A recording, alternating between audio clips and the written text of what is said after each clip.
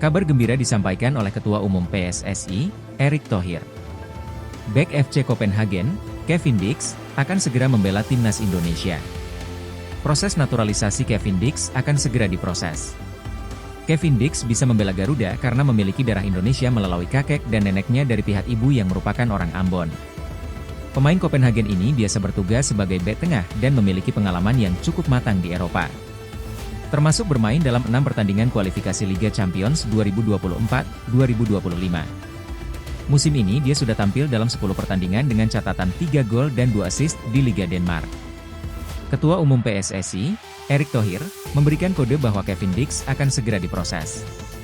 Terutama karena sang pemain sudah berada di Indonesia dan berbincang dengan PSSI. Download Tribun X sekarang, menghadirkan lokal menjadi Indonesia.